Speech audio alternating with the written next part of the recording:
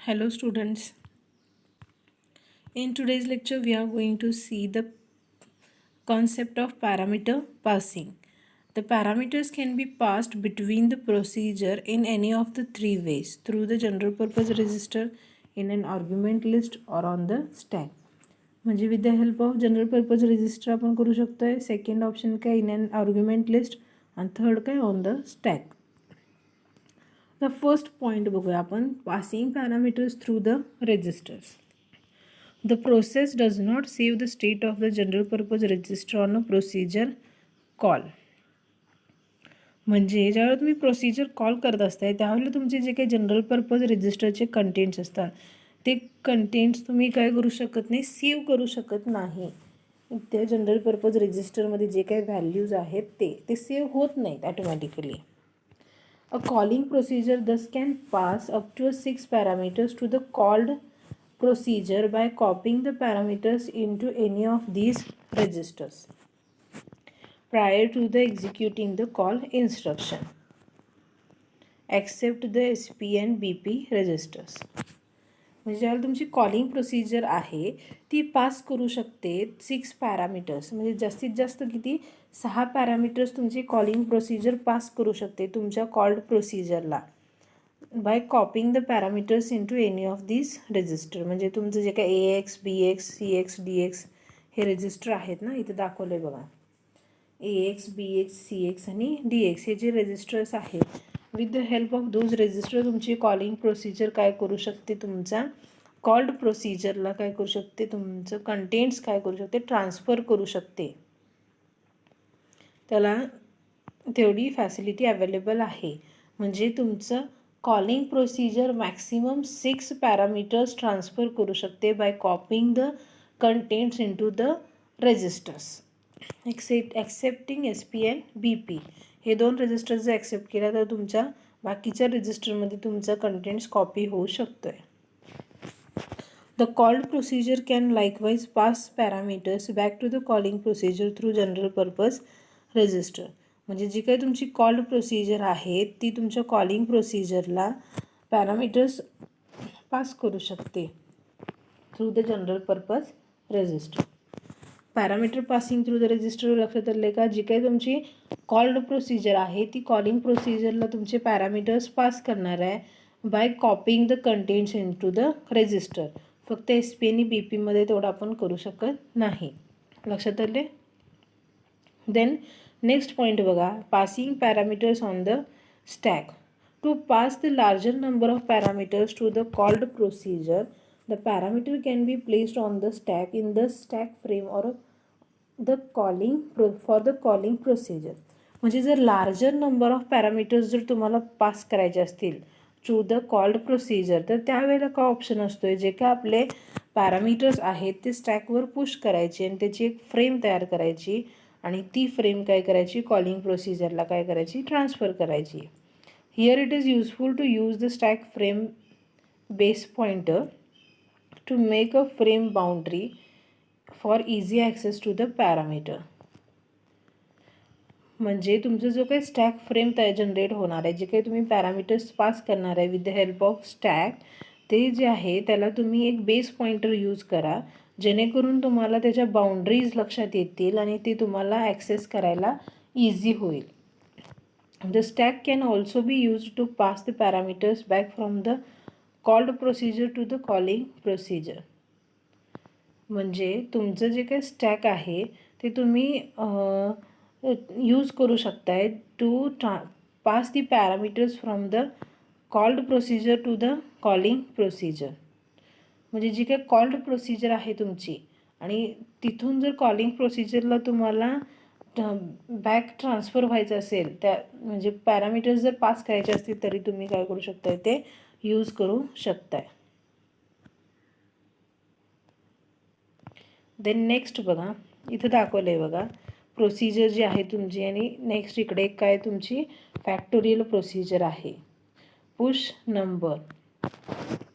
मग तुम्ही तो नंबर पुश करणार आहे. कॉल फॅक्टोरियलमध्ये त्या तो नंबर जो आहे तो पुश होणार स्टॅकवरती. कॉल फॅक्टोरियल ज्या वेळेला होणार त्यावेळेला तुम्ही काय करणार आहे, तुमचा जो ॲड्रेस आहे तो काय रिटर्न ॲड्रेस स्टोअर होणार आहे तिथं कॉल फॅक्टोरियलचा, आणि तुम्ही फॅक्टोरियलला जाणार आहे. मग सगळे इन्स्ट्रक्शन्स एक्झिक्यूट होणार आणि परत काय होणार आहे, तुम्ही रिटर्न होणार आहे.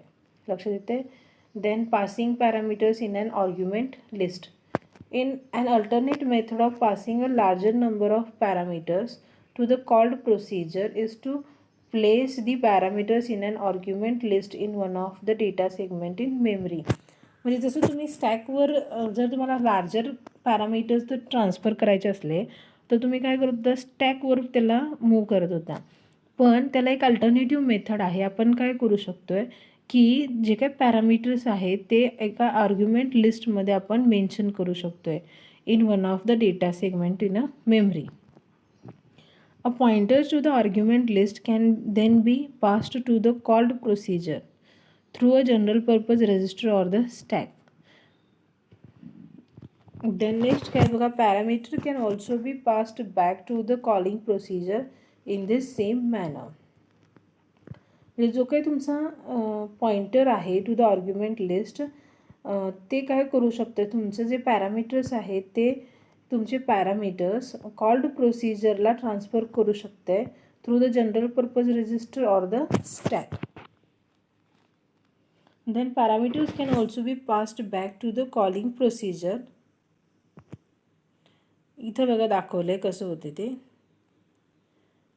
पहिला प्रोसिजर 1 आहे, मूव काउंट कॉमा AX. म्हणजे जी काही काउंटची व्हॅल्यू आहे ती काउंटमध्ये तुमचे AXची कंटेंट आहे कॉल काउंट. जर तुम्ही काउंट हे कॉल करणार आहे त्यावेळेला तुमचा ट्रान्सफर कोणतं होणार आहे, इकडं होणार आहे. मग ते काउंटचं जे काही तुमचं हे असणार आहे ते इथं असणार आहे डेटा सेगमेंटमध्ये, आणि परत तेच तुम्ही काउंट हे व्हेरिएबल इथं यूज केलं आहे बघा काउंट प्रोसिजरमध्ये. म्हणजे असं तुम्ही काय करू शकता, एखादी argument list DW500 argument list इथं पुढं मेन्शन करून ते व्हेरिएबल्स तुम्ही पास करू शकताय. डेटा सेगमेंटमध्ये ते डिक्लेअर करायचं तुमचे जे काही व्हेरिएबल्स आहेत, म्हणजे आर्ग्युमेंट लिस्ट आहे ती, आणि ती तुम्ही यूज करू शकताय. Okay, in different procedures. Then saving procedure state information. The process does not save the contents of the general purpose register, segment register or flags register on a procedure call. म्हणजे एखादी procedure तुम्ही call केला तर त्यावेळेला जे काही contents असणार आहेत तुमच्या जनरल पर्पज रजिस्टरचे, सेगमेंट रजिस्टरचं, फ्लॅग रजिस्टरचं, ते कंटेंट्स काय होत नाहीत, सेव्ह होत नाहीत. A calling procedure should explicitly save the values in the general purpose register that it will need when it resumes execution after return. म्हणजे तुमची कॉलिंग प्रोसिजर जी आहे ती काय करते, save the values in any of the general purpose register. आणि जेणेकरून तुम्ही ज्यावेळेला एक्झिक्युशन रिटर्न करताय त्यावेळेला तुम्हाला ते व्हॅल्यूज पास करता येतील. These values can be saved on the stack or in the memory in one of the segment. म्हणजे ह्या ज्या काही व्हॅल्यूज आहेत जनरल पर्पज रजिस्टरची, सेगमेंट रजिस्टरची, हे तुम्ही काय करू शकताय, स्टॅकवर मूव्ह करू शकताय, जेणेकरून तुम्ही ज्यावेळेला रिटर्न होत असताय त्यावेळेला तुम्हाला ते रिट्राईव्ह करता येतील.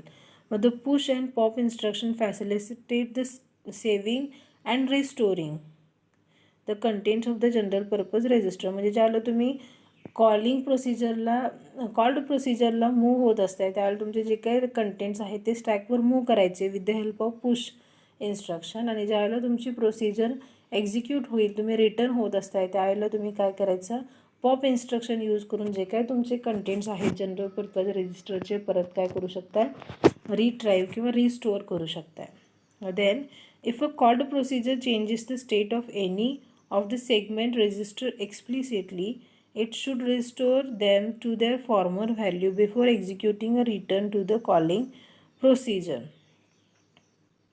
म्हणजे जर सेगमेंट रजिस्टरचे कंटेंट जर चेंज झाले असले तर हे ती काय करतात, ते रिस्टोर करतात टू द फॉर्मर व्हॅल्यूज, जो ज्यावेळेला आपण म्हणजे before returning to the calling procedure.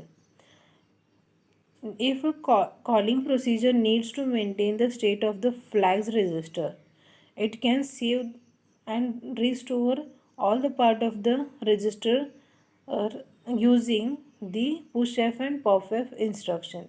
म्हणजे जर फ्लॅग रजिस्टरचे कंटेंट जर आपल्याला पाहिजे असतील तर आपण ज्या वेळेला मूव्ह होत असते फ्रॉम कॉल्ड म्हणजे from called function to calling function, म्हणजे याला कॉलिंग सपोज पहिल्यांदा केस बघा, तुम्ही कॉलिंग टू कॉल्ड फंक्शनला मूव्ह व्हायला लागलाय, म्हणजे तुमच्या मेन प्रोग्रामपासून प्रोसिजरला मूव्ह व्हायला लागला आहे, त्याला तुम्ही फ्लॅग रजिस्टरचे कंटेंट काय करायचं, पुश एफ ही इन्स्ट्रक्शन यूज करून स्टॅकवर सगळे स्टोअर करायचे.